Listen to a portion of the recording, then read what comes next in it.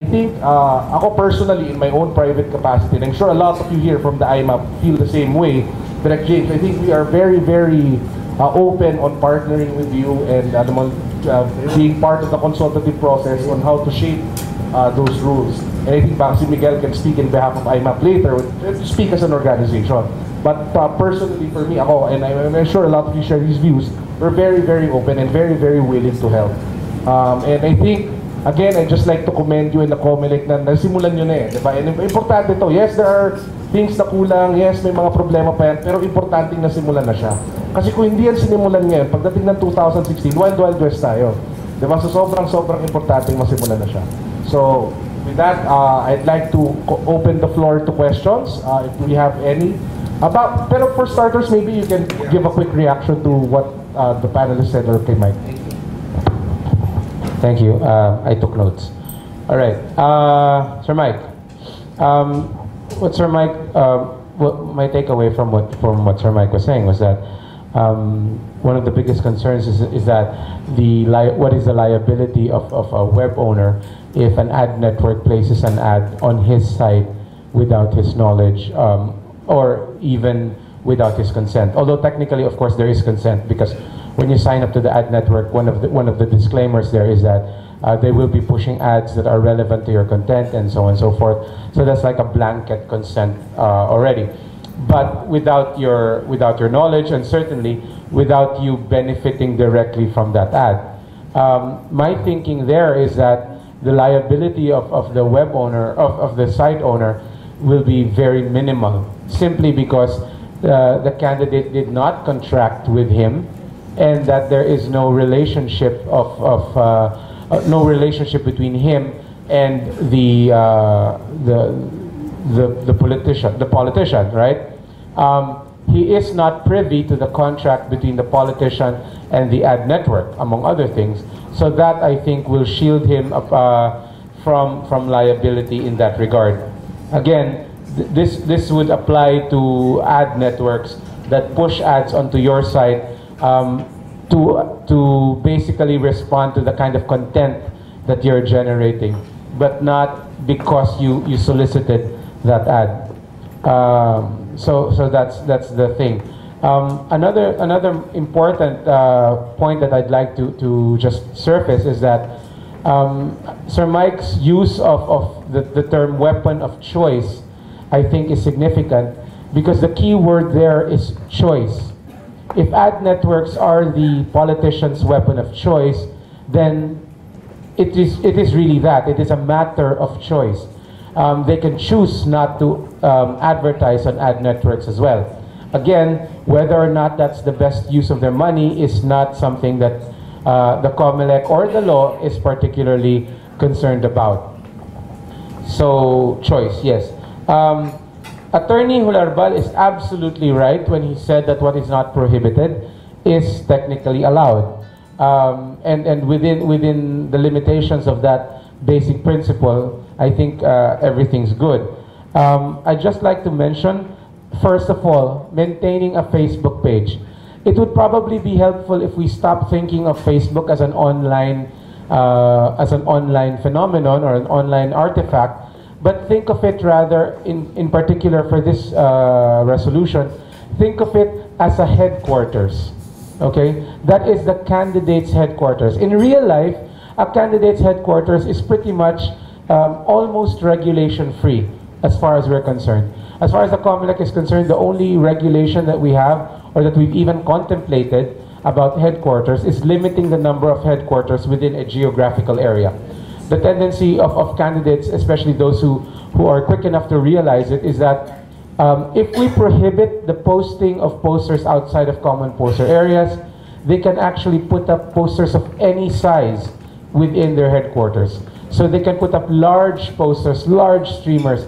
And so what they did before was that they would cluster their headquarters. Sometimes in a small barangay, you'd see 2 or 3 headquarters where technically they would be able to post whatever materials they wanted. And it's the same thing with Facebook. With Facebook, that is exactly what it is. It's an online headquarters for this candidate. And definitely that would then fall beyond the pale of COMELEC regulation. Links, yes, they are not covered. And I just had a thought that if we did try to regulate links, then you would all raise an equally loud howl about it. You know, now that people are complaining, but you don't regulate links, so it's incomplete. The minute we regulate links, you're going to say, why are you regulating links? So, you know, in any case, links are pretty much free, aren't they? I mean, you know, you can create a link to anywhere, so therefore, there would be very little cost implication. Again, look at this in the context of viral videos. If someone puts up a video on YouTube and it goes viral, we will not be going after them. It's not the number of views or the potential to suck in viewers that we're concerned about. We're concerned about the cost. How much are they spending online? I think no one spends anything for links unless some enterprising businessman were to say, I'll sell you a link, in which case you might as well buy the Brooklyn Bridge while you're at it. And yes, of course, Carlo is right. Social media is really exploding. In fact, last night, I was talking to a man named Chris Talbot. Have you heard of him? Chris Talbot? Don't tell him, neither have I. But he's supposed to be a really big social media guru. I think he was connected with the Obama campaign. And one of the things he said last night was that at our level of penetration, when the US was at our level of penetration, internet-wise, they were nowhere near as close as us in terms of engagement with social media. In terms of usage by the people, penetration, I guess, at that stage only meant that how many people had access to the internet. But even when we were at the same stage as they were, for them many years ago, they were not as engaged in the internet as we are now. So this is a very exciting time for us. This is a very heady season for us, and we look forward to interacting with you guys to help us refine these rules.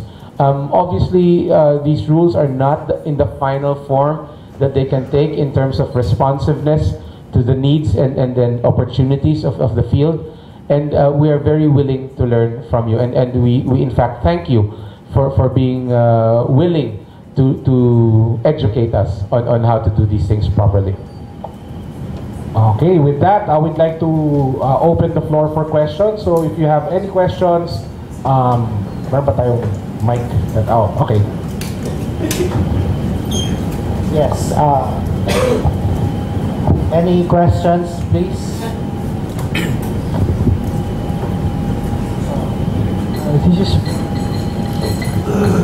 This is for Sir James Jimenez. I'm RJ from Business World. With regard to Jambi's violation, what was the specific violation in the Omnibus Election Code, and pwede mo ba kami i-brief kung i-process o may plan of action yung COMELEC with regard to the violation? I totally forgot that there was media here. So everything I said about Jambi, just a joke, okay? It was just a joke. The question is, what was the violation? And is that right? What was the violation, and how are we going to go about it? Okay. What the specific violation was?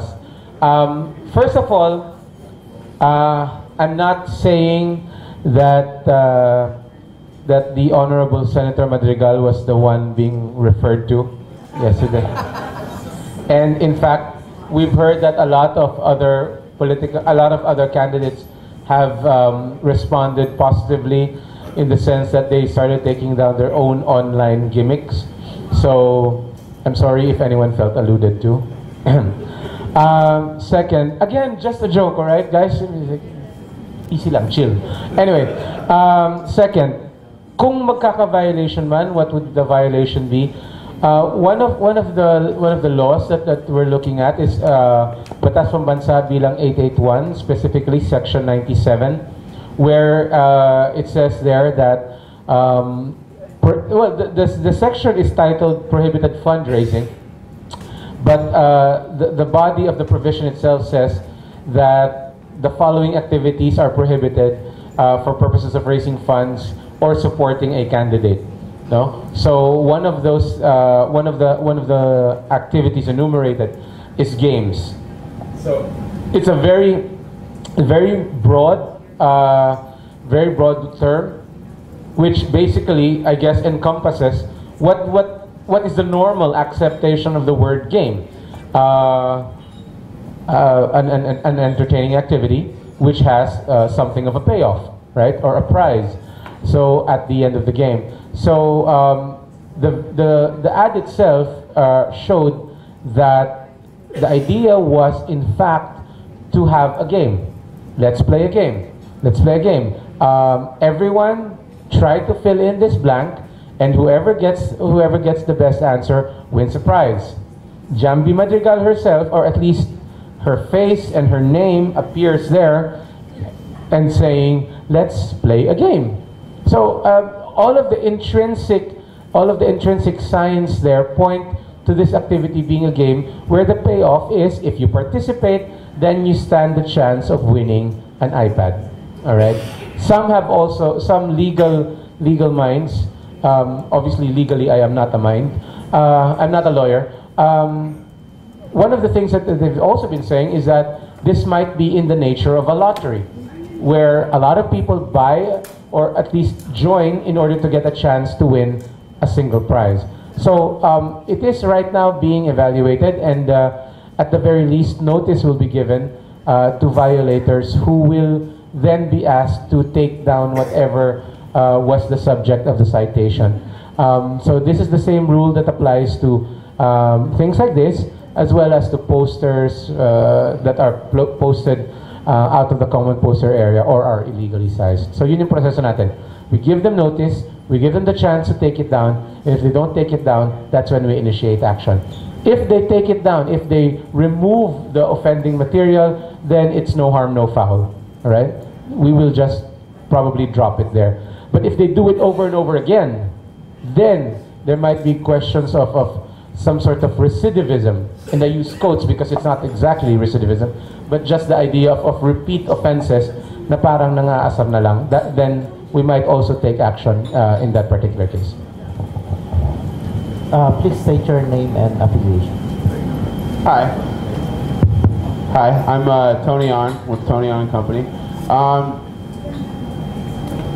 Is there any way that you guys are going to be able to track or prohibit or regulate if a candidate takes out an ad on behalf of another candidate to try and get the other candidate in trouble? I think that's what Mike was kind of asking about. Either subtly without attributing or saying there's a lottery or whatever. I could be candidate A and I could take out an ad for candidate B saying, and link back to their own page and say, yeah, if you sign up for our thing, you'll get a free giveaway. Is there any way for you guys to be able to tell? Well, that's precisely the reason why we don't disqualify at the drop of a hat. A lot of people are so frustrated because they say, there's the violation right in front of you, why don't you disqualify him right now? That's precisely the reason why we don't do that, because we have to look at the records and find out if the person who actually appears on the ad and is getting into trouble for it is the one who is responsible for that ad. There is no way, I have to admit, on the surface of things, to look at an ad and say, no, this is not you. No, there is no way. But because we require all candidates to submit records, then we will be able to spot the inconsistencies. For instance, in your example, Tony, if someone took out an ad for you, right, and you didn't know who did it, and you were submitting your reports to us, then those ads would not show up in your reports. Then that would immediately be a flag for us to determine whether or not that was done by you or by someone else. And that now is a matter of evidence. That now is a matter of due process. And that is precisely the reason why we do not disqualify offhand. Okay? I know it causes a lot of frustration in a lot of people, but you need to protect the interests of the candidates as well, as difficult as that might be to swallow sometimes. They're going to hate me after this. I just know it. But you know, that's the truth of it. We do not have the means, and I don't think anyone has the means to look at an ad and say definitely that this is something that you put out or someone else did for you. What we do have is a presumption that you put it out. The presumption now operates to shift the burden of proof on you to prove that it was not your ad. But how can you prove that? Then number one, you don't submit any records for that ad. No, but it is circumstantial evidence. It's not proof yet. Okay, evidence. Well, okay, but there's a whole story there. But evidence becomes proof later on, depending on how you appreciate it. But that can be submitted as evidence. The fact that you have no contract with the ad producer. Remember, the advertising network also has the fiduciary responsibility to show his contracts. If it's Facebook, there's no contract. Then the problem there is that the candidate is in trouble because he knowingly circumvented the law. Why would you put an ad out with an advertiser that you know is not legally bound by the laws of the Philippines? You, on the other hand, as a candidate in the Philippines, are legally bound to follow the rules as best you can. If I'm taking out the ad for a different candidate, you have no way to tell. I told you, you don't have a way to tell either, right?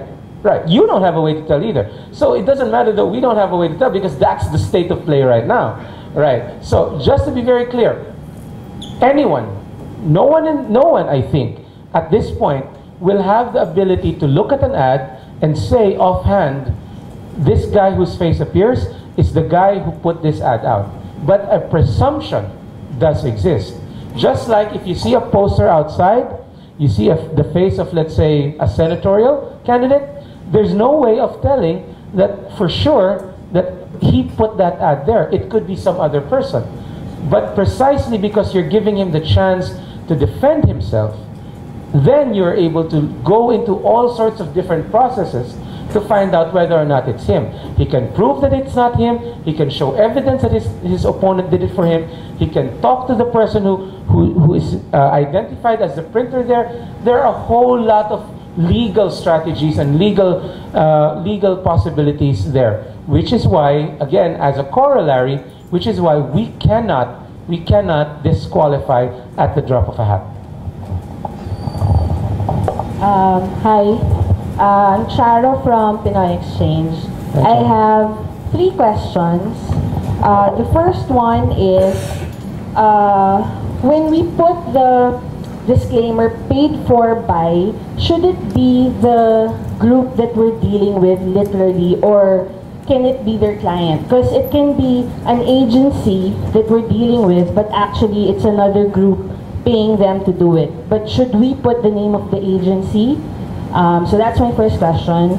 The second one is, do you consider an online poll as a survey? Because there's a whole section on surveys in the document.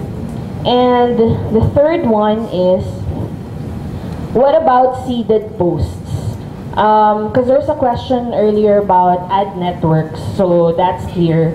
But with seeded posts kasi, we can't tell if the person posting is, from the campaign of a candidate. So should we delete if it's like a blatant ad or a post that says, hey, vote for this candidate? Because it could also be just a citizen just, campaigning for his or her favorite. So there. 3. Okay. The first question was, what again? Paid for. Sorry. Yeah, paid for. You have to put the name of the actual payer, which means to say, if the only person, if you're only dealing through an agency, then if you have no better information, then that's the name you put. But if you know who contracted with the agency, and that the agency is just strictly a middleman, then you have to put the name of the person who contracted. The second question was seeded posts. The second question was online polls. When the section on surveys was created, online polls didn't really exist, and we did not transpose the rules on surveys into polls, so online polls are not covered by the surveys. And third, the seeded posts. Admittedly, that is a very, very large area where a lot of money can be hidden, to be very honest with you. But again, since we have a rule that personal opinion is not covered, then it is very easy for a lot of, well, enterprising writers to just simply say, this is my opinion. However, having said that, we have to understand that we are also looking at these posts, and if it appears that there is a pattern, or if there is a concerted effort to promote the candidate, then we might look at it in a different light. I'll give you an example. For instance, a blog suddenly appears and does nothing but promote the candidacy of someone, then that would be a suspect blog.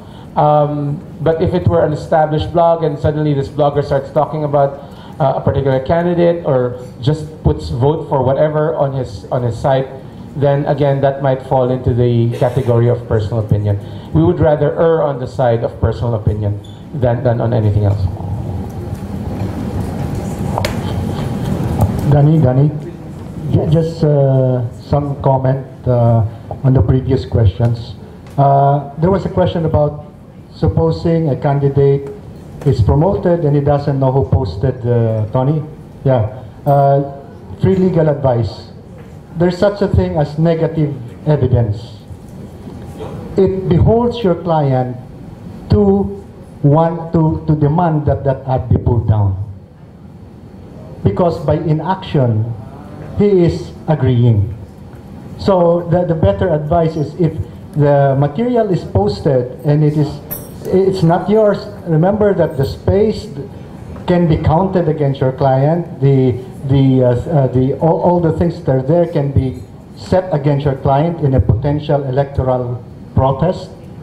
Then the negative evidence rule says that you should at least take action and say, pull that down. That's not mine. That's the cautionary advice there. Yeah, I'm David Dizon from ABS-CBN Online. Sir. Yeah, my question is, you showed the Remate page earlier showing the 4 ads of the 3 local candidates and 1 senatorial candidate. Are you going to ask Remate how much the candidates are spending on those ads? Number 1. And then number 2, second question. Are you also tracking candidates that are posting ads on Facebook? Okay. Just to be very clear, we're not going after Remate in any newsworthy sense, all right? We don't want to get into that. But this is an example of the kind of material that we're talking about. Perhaps I should have blanked out the name of the paper, but just to make it very clear, and if this shows up anywhere as Comelec hinahabol ang Remate, then we both know that is not true. We're not going after them, just to make that very clear. This is just an example of how it would look like, because this is a live page. Now, this was a live page. Second, just to be very clear also, at this point, it doesn't look like it's a paid ad, because it might actually be a public service that this particular page is running, to put the people in touch with the local government executives. But again, because of the presence of a senatorial candidate, then it might be a different thing. Number 3, again, just to be very clear, we are asking all examples or all website owners to explain these ads to us. Not in any sort of confrontational or adversarial way. We just want to get information. If this is a paid ad, then we want to know. All right? And if it is a paid ad, then fine. Walang problema yan. All it really triggers for us is that we have to be on the lookout when we look at the candidates reporting of their expenses, whether or not they have reported it. And if they haven't reported it, then the responsibility really is with the candidate. No? In fact, we're coming up on the first reporting period for campaign expenditures. So these are the things that we're looking at right now. Again, hindi po namin hinahabol ang Remate. Just to be clear about that.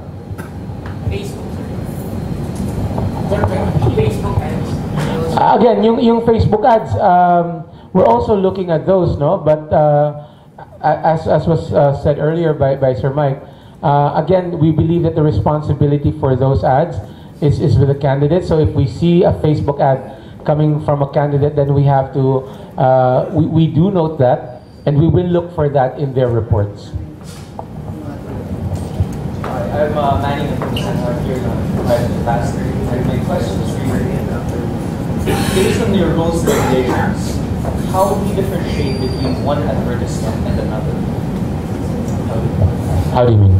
So, for example, from my reading of the guidelines, these are drafted in a time when it was extensive and time-consuming to create multiple materials. So you typically have maybe 1 to a handful of materials that you can use. But I can knock off maybe 50 ads in a day. I can give you a banner ad in red, a banner ad in blue, a banner ad in yellow, etc., etc. And from your regulations, it says that ads only supposed to be up 3 times a day. Yep. But if you're differentiating between one banner ad from another banner ad at that level, I can give you one ad on Monday, Wednesday, and Friday. Okay, I get what you mean. You can do the same for a paper. You can come out with a paper with an ad in the paper with your face today, with just your name tomorrow, and your name and your face on Friday, right? So these are 3 different ads, but it's still an ad. Okay, we're not looking at the exposure of individual ads, but at ads in general, which means to say that on a given day, you can come out with 100 versions of your ad, and it'd still be one ad. Okay, not that I see any sort of economic value to coming out with 10,000 versions of the same ad, but the law doesn't differentiate. So basically what the law says is, if you put out an ad today, you as a candidate, no matter how you present that ad, as long as you present it in the same platform and within the same 24-hour period, that's one instance of publication. If the next week you come out with a different ad, that's still your ad. So it's not, I'm not going to give you 3 ads a week for version 1, 3 ads a week for version 2, or 3 ads a week for version 3. That's not how it goes. It's simply exposure of the candidate. Whatever form the ad takes, as long as it's the candidate, then it falls within the 3 times per week rule.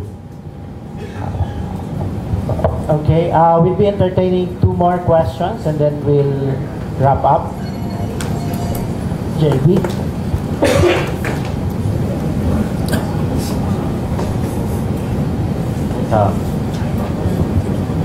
This is actually not my question, but a question that came in from Twitter.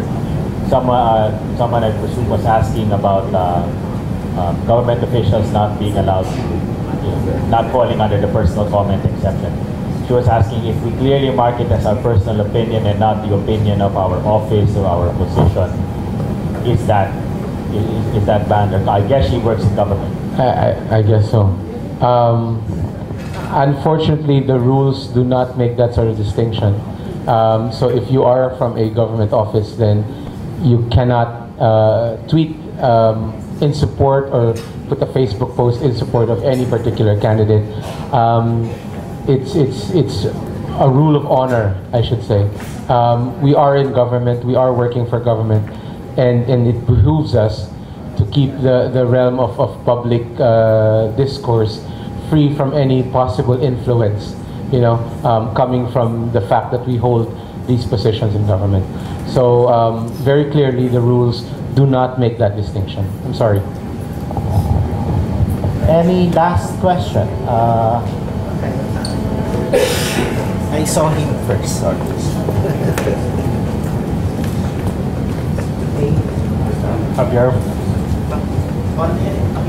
Javier from Tonight Tuner. The wall web ad, we've been seeing a lot of Facebook ads of politicians. So the question is, do these ads have to bear the paid for notice? Yes. Okay. Second is the 3 times per week period also applies to the web. Yes, it is for the web. There's a web requirement for that. There's also the print requirement for that. The only medium that isn't required to follow the 3 times per week is broadcast, because broadcast has its own set of limitations, which Attorney Bularbal doesn't agree. Okay, By the way, the video coverage is available at IMMAP.NowPlanet.TV. Okay, with that, before we end, paano kung text talk? Pwede ba yun? Posted by, nakalagay, TSTD. Siguro naman di napapasaya. Talaga gusto ko i-conserve yung limits ng characters. Hindi pwede, kailangan buo. Sayang. Okay. Okay, with that, we'd like to call on, first, can anybody here, warm hand of applause. Lalo-lalo na si Director James for gamely taking our questions. And talagang mahaba oras ng spinend natin. No? And I'm sure most of us here, especially those in the industry, are more enlightened now. Maybe just a quick recap, no? For agencies here, tandaan natin, kung may kliyente tayo politiko, baka sa atin na rin ang responsibility for monitoring the ads of posted by others in our clients' behalf. Diba? We did issue amendments to Resolution 9615.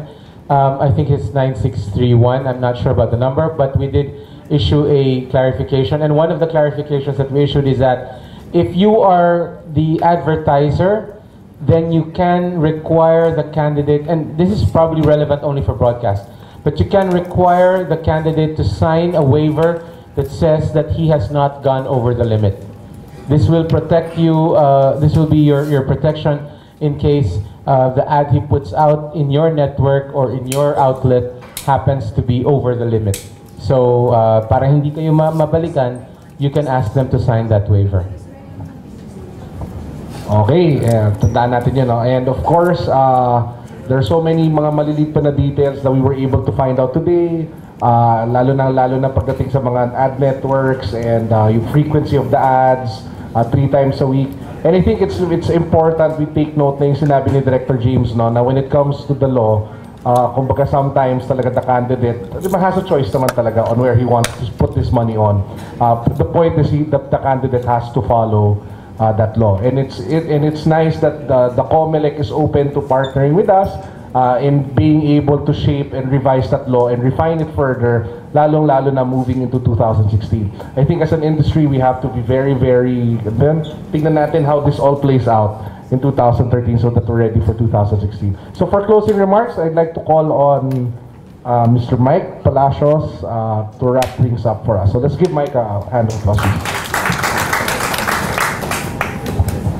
Okay, I think we'd all agree that's pretty much our best attempt ever at defining digital marketing for elections. But then if you go back to the spirit of why these things are in place, they start to make a little bit more sense. As to final exact mechanics, again, it's pretty much a work in progress. So let's all work with James and his office to kind of make it work. Personally, as a media practitioner, I think I can kind of live with the 3-minute rule. So all of you guys who are buying on behalf of a candidate, just make sure you have your insertion orders locked down. Make sure you have your paper trails in place, and make sure, you know, if you're running on Google Ad Network, on Facebook, on any of these platforms, remember the pause button is there. So at 11:59, make sure you hit that button. So I think these things are pretty much there. So we have a couple of other activities, kind of like our roadmap for our breakfast, which Carlo, ito 8:30 lahat, no? The Department of DOJ is implementing rules on data privacy. Then on April 11, we have the DTI's guidelines on online sales promotions. It's been there for a while. And on May 9, we have BIR's taxation rules and guidelines on advertising. And on June 13, we have advertisers' guidelines on advertising to children. And then July 11, which I actually wish this one were sooner, were advertising industry's trade practices. How and when and how are we going to get paid? So there. Okay, so a lot of other interesting topics, and I hope you guys can also participate. This is just the beginning. So, exciting times. All right, so to all of you candidates, good luck. To all of those recommending the candidates, make sure that they have that they are aware of these rules and regulations. And thank you and good morning. Oh, wait. I'd just like to thank the Inquirer Group. James Jimenez of Comelec says his comments on iPad offers did not specifically allude to JamBM. Hashtag #BMorning. Thank you very much for that. Have a great day, everyone.